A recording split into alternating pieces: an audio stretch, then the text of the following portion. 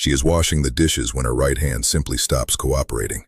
Not painful, not numb, just disconnected, as though the signal between her brain and her fingers has gone somewhere else for a moment. She sets the cup down carefully.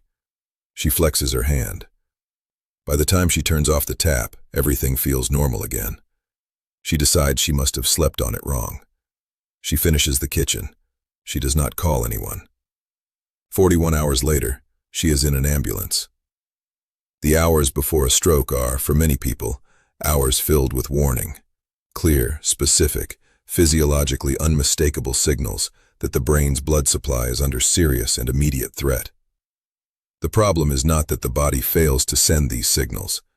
The problem is that most people over 60 have never been given a precise enough description of what those signals feel like, how briefly they can last, and why brief means urgent rather than reassuring. A symptom that resolves in 2 minutes is not a symptom that went away. It is a symptom that bought you a window, and that window, the research consistently shows, closes faster than most people realize. My name is Dr. Evan Noris. I'm a vascular neurologist with 24 years of clinical experience, with a specific focus on stroke prevention and early intervention in adults over 60. What motivated this video is the number of patients I have met on the other side of a stroke who described, with perfect clarity, the warning they had experienced hours or days before and had decided to wait on. After 60, the cerebrovascular system, the network of arteries feeding the brain, operates with reduced resilience. Plaque has been building in many of these vessels for decades. Some arterial walls have narrowed significantly. Others have developed vulnerable areas where deposits could rupture and release clots into the bloodstream at any time without warning. Think of the system as an aging water main with sections of narrowed pipe, some of them coated inside with material that has been accumulating for 30 or 40 years. Under normal conditions, enough water gets through. But when pressure spikes, or a fragment of that coating breaks loose and travels downstream, the system shows its vulnerabilities. The brain receives no oxygen reserves of its own. It depends entirely on continuous blood supply from moment to moment. When that supply is interrupted, even briefly, the tissue it feeds begins to suffer within minutes. The World Stroke Organization estimates that stroke affects approximately 15 million people globally each year, and a significant proportion of those strokes are preceded by transient ischemic attacks, warning events, that went unrecognized or unaddressed. The window to interrupt that progression exists. Knowing what it looks like is the difference between using it and losing it. Before I walk through the 5 warning signs I want you to know, let me ask you something. Has anyone in your immediate family, a parent, a sibling, ever had a stroke or a mini-stroke? Just type yes or no in the comments. Family history is one of the most important risk factors, and I want to know who I am speaking with today. The first warning sign is sudden, brief weakness or heaviness on one side of the body, the arm, the leg, the face, or some combination, that appears without injury and resolves within minutes. This is the hallmark of a transient ischemic attack, or TIA, and it is the warning that most closely resembles the classic stroke presentation. The reason it affects one side rather than both is the anatomy of the brain. Each hemisphere controls the opposite side of the body, so a blockage in the left cerebral circulation produces right-sided weakness, and vice versa. The reason it resolves is that the blockage, typically a small clot or a temporary collapse of blood flow, clears before permanent tissue death occurs. But clearing does not mean the danger has passed.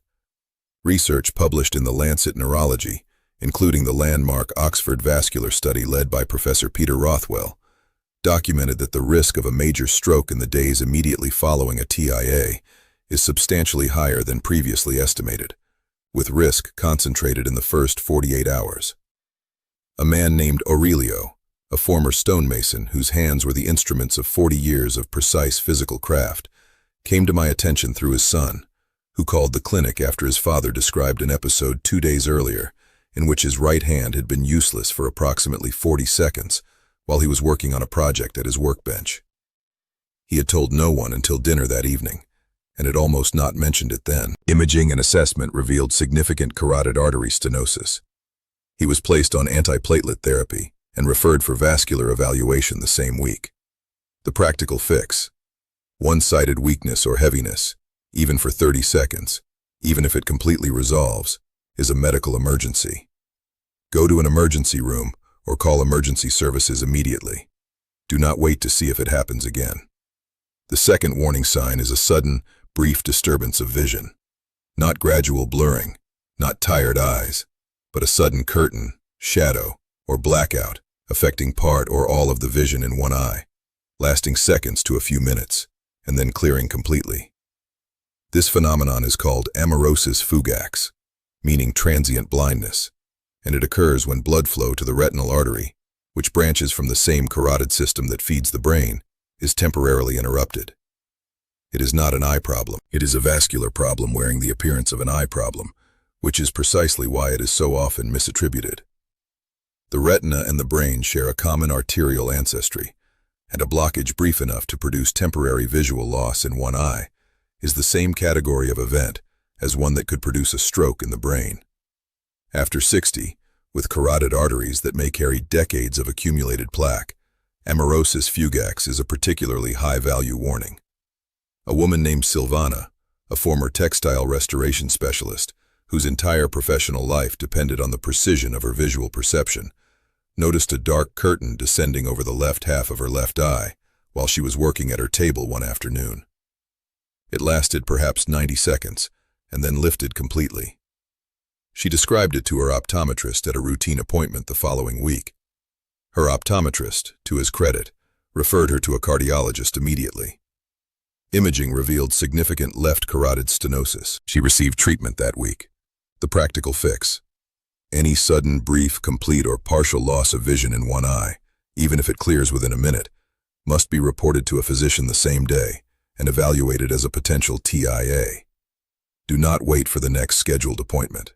The third warning sign is sudden difficulty finding words or understanding speech. Not the ordinary tip-of-the-tongue experience that comes with age, but a sudden, complete gap in which a word that was just there simply disappears, or a sentence that should be comprehensible becomes meaningless for a moment. The distinction is important, and the script I want you to use is this. Ordinary word-finding difficulty is gradual, mild, and resolves when you redirect your attention. TIA-related language disruption is sudden, total, and does not resolve by trying harder. It reflects a transient failure of blood supply to the language centers of the brain, typically Broca's area for producing speech, and Wernicke's area for understanding it, both located in the left hemisphere in most people. After 60, these brief episodes are uniquely vulnerable to misattribution, to stress, to fatigue, to the normal changes of aging, which delays reporting by exactly the margin that matters most. A woman named Perpetua, a former court stenographer who had spent 30 years producing verbatim transcripts of spoken language, and who had perhaps the most finely tuned relationship with words of anyone I had ever treated, came to see me after her husband described watching her stop mid-sentence at the dinner table 3 times in a single evening, each time looking briefly lost, before continuing as if nothing had happened. She had not noticed the pauses herself. He had written down the times. Subsequent evaluation identified a cardioembolic source, an irregular heart rhythm generating clots that had not previously been detected. She began anticoagulation therapy within the week. The practical fix: sudden, complete difficulty producing or understanding speech, even for seconds, especially if it occurs more than once in a short period, is a neurological emergency. Report it the same day, not at the next scheduled visit. If you are still with me, type the word alert in the comments right now.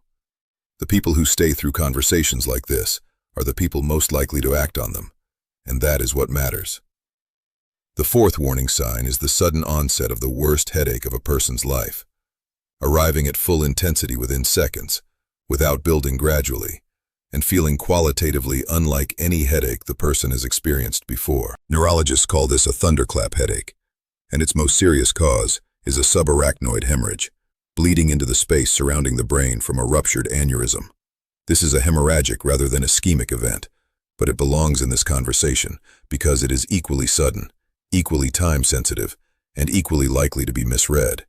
Typically, as a severe migraine or tension headache, the defining characteristic is the word different. Someone who has lived with migraines can describe their migraines in detail. A thunderclap headache does not fit that description. It arrives like something snapping rather than something building. After 60, arterial walls that have been under blood pressure stress for decades are more vulnerable to the aneurysmal weakening that precedes a rupture. A man named Thaddeus, a former bridge inspector who had spent his career assessing structural integrity and who described his pain tolerance as unusually high, called his daughter from his car after a headache arrived with a sudden, total intensity he described as something exploding behind his eyes. He had never sought medical attention for a headache before in his adult life. His daughter drove him directly to the emergency room. Imaging identified a small subarachnoid bleed, requiring urgent neurosurgical attention. The practical fix: a sudden headache that is the worst of your life, or that feels completely unlike your usual headaches, is a medical emergency. Do not lie down and wait for it to pass. Call emergency services or go immediately to an emergency room. The fifth warning sign is sudden, severe dizziness or loss of balance that arrives without an obvious cause and is accompanied, even briefly, by any other neurological symptom. Dizziness on its own has many explanations, most of them benign. Inner ear changes, blood pressure fluctuation when standing, dehydration. The signal that elevates it to an emergency is the companion. Dizziness that arrives alongside double vision, even for seconds.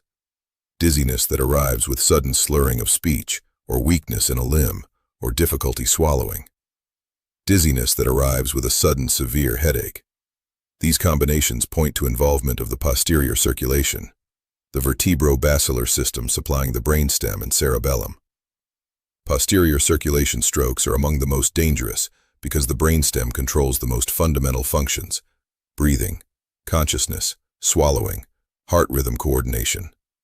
After 60, the vertebral and basilar arteries are subject to the same atherosclerotic process as other cerebral vessels, and their smaller diameter makes them disproportionately affected by even small deposits. A woman named Miriam, a former deep-sea marine biologist who had spent decades in physically demanding research environments and who was not given to alarm, came to see me after describing an episode the previous day in which she had felt suddenly and profoundly off balance at her desk, and for what she estimated was 15 to 20 seconds, had seen double. Both resolved together. She had attributed it to standing up too fast, though she had not been standing. Evaluation identified early vertebrobasilar insufficiency. She began a tailored secondary prevention protocol. The practical fix: sudden severe dizziness accompanied by any other neurological symptom, however brief, is an emergency. Do not attribute it to standing up too fast or to inner ear changes until a physician has confirmed that is what it was. Here is what I want you to do right now, before this video ends. Write down 5 things: sudden one-sided weakness, brief vision loss in one eye, sudden word loss or confusion, the worst headache of your life, and severe dizziness with any other symptom. Put that list somewhere you can find it. Share it with the person who lives with you, or who is most likely to be nearby if something happens. And make sure both of you know the number for emergency services and the location of the nearest stroke-capable hospital. Ask your doctor at your next visit whether a carotid duplex ultrasound or cardiac rhythm monitoring is appropriate for your level of risk. The window for intervention in stroke is measured in hours. Having this information and knowing what to do with it is not preparation for a bad outcome. It is preparation for the best possible outcome. Everything I have shared today is educational information meant to support a conversation with your own physician, not to replace that conversation. Your individual risk profile, your medications, and your vascular history all shape how these warning signs apply to your specific situation. Please bring this to your doctor. They are the right partner for turning awareness into a personal action plan. And if thinking about your brain's blood supply has raised questions about what you can do every day to protect those vessels from the inside, the next topic I want to walk you through is the dietary and lifestyle factors that current vascular research identifies as having the strongest influence on cerebrovascular health after 60.